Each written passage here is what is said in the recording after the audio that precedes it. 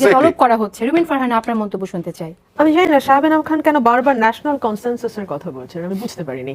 এখানে ন্যাশনাল কনসেনসাসের কোনো বিষয় নাই।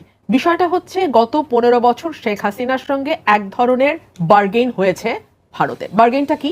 তুমি আমাকে ক্ষমতায় রাখবা, তার বদলে তোমার যা যা দরকার এবং যা যা দরকার না বলে তুমি এখন হয়তো ভাবছো কিন্তু দিলে তোমার ভালো হলেও হতে পারে, সেগুলো আমি তোমাকে দেব।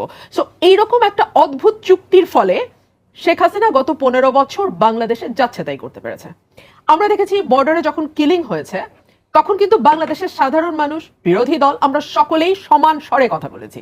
একমাত্র শেখ হাসিনার মন্ত্রিসভার মন্ত্রীরা, যাদের সরকারের দায়িত্ব নিতে হবে কারণ তারা সরকারের অংশ, তারা বলেছে বর্ডার কিলিং হয় বিকজ আমাদের দেশের মানুষজন ওখানে চোরাচালান করতে যায়। বর্ডার কিলিং হয় তার দায়ভার আমার দেশের মানুষের। পৃথিবীর কোনো দেশের বর্ডারে মানে অ্যালাউড না, এটা ইন্টারন্যাশনাল লয়ের অবৈধ এটা।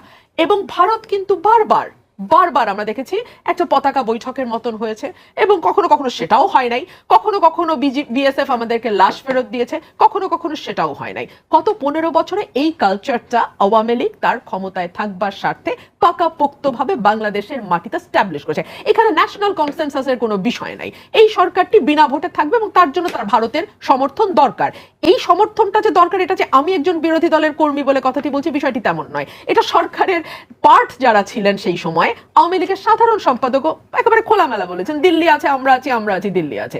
খোলামেলা বলেছেন আমেরিকার ভারতকে দরকার, ভারতের আমেরিকাকে দরকার। সো তলে তলে সকল কিছুই আপোষ হয়ে গেছে। 2024-এর নির্বাচনের সময় এই কথাগুলো ভীষণ ভাবে আলোচিত। সো এখানে আসলে জাতীয় ঐক্যমতের কোনো বিষয় এখানে নাই। এখানে টু বি ভেরি অনেস্ট, এখানে ফরেন পলিসিও তেমন ভাবে কোনো কিছু কাজ করেছে বা ভারতের সঙ্গে আমাদের আসলে বৈদেশিক কূটনৈতিক সম্পর্ক কেমন হবে সেগুলোও যে খুব একটা নর্মস মেনে চলেছে, বিষয়টি তেমন নয়। বিষয়টি অনেকটাই হচ্ছে শেখ হাসিনার চলে যাওয়া, পালিয়ে যাওয়ার পরে ভারতের রিয়াকশনটা যদি আপনি একটু দেখেন, আপনি দেখবেন যে আওয়ামী লীগের গুন্ডা পান্ডা নেতা কর্মী, মানে ইভেন শেখ হাসিনাও যতটা না হতচকিত হয়েছে, আমার ধারণা ভারতের মানে শকটা আরো অনেক বেশি প্রকাশ্য ছিল এবং শকটা আরো অনেক বেশি বোঝা গেছে খোলামেলা ভাবে।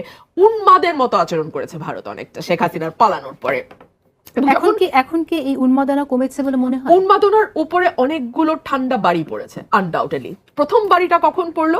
যখন অন্তর্বর্তীকালীন সরকারের তৎকালীন স্বরাষ্ট্র উপদেষ্টা যিনি ছিলেন এম সাখাওয়াত হোসেন, বোধহয় ওনার নাম major Sakhawat, brigadier general Sakhawat Hossain, absolutely, সাবেক নির্বাচন কমিশনার, উনি যখন বললেন যে বিজিবি আর কখনো পিঠ দেখিয়ে আসবে না, ওনার সময় কিন্তু বর্ডারে যারা সাধারণ মানুষ তারাও কিন্তু বিএসএফ এর বিরুদ্ধে দাঁড়িয়ে গিয়েছিল এবং তিনি ওটাকে বাহবা দিয়ে আসছেন। So that was the first blow. Second blow was যখন আমরা দেখলাম প্রণয় বর্মাকে এই তত্ত্বাবধায়ক সরকারের প্রধান উপদেষ্টা, মানে সরি আমাদের ফরেন অ্যাফেয়ার্স মিনিস্ট্রি, তারা কল করলো, ডেকে পাঠালো, জবাব চাইলো। আমরা দেখলাম যখন তাদের বিদেশ বিষয়ক সচিব বাংলাদেশে আসলেন তখন ভারতের সুর অনেকটা নরম হতে বাধ্য হলো, বিকজ আমরা আমাদের কনসার্নটা ভারতকে স্পষ্ট এবং দ্বিধাহীন ভাষায় জানিয়ে দিয়েছিলাম। আপনি দেখেন গত 3-4 মাস ভারতের মিডিয়া যেই ধরনের আচরণ করেছে, আজকে আমি একটা রিপোর্ট দেখছিলাম যেখানে বলছে 148টা ভুয়া তথ্য এই গত 3-4 মাসে ভারত রিপিটেডলি প্রচার করেছে। এবং এই ভুয়া তথ্যগুলো মিস ইনফরমেশন, এগুলো ডিসইনফরমেশন, জেনে শুনে ঠান্ডা মাথায় ভারত এগুলো প্রচার করেছে। এবং এগুলোর ব্যাকগ্রাউন্ডে তাদের মাথায় কি ছিল, তারা কি ভাবছিল, এটা বোঝাটা কোনো রকেট সায়েন্স না, এটা খুব ভালো আমরা বুঝতে পারি। এবং লাস্ট যখন ভারতের সেনাপ্রধান বললেন যে যতক্ষণ পর্যন্ত বাংলাদেশে একটি নির্বাচিত সরকার না আসবে ততক্ষণ পর্যন্ত ভারতের সঙ্গে বাংলাদেশের সম্পর্ক স্বাভাবিক হবে না, সেটাও খুব স্পষ্টভাবে জানিয়ে দেয় যে এই সরকার, এই অন্তর্বর্তীকালীন সরকার নিয়ে ভারতের শক্ত রকম একটা রিজার্ভেশন আছে।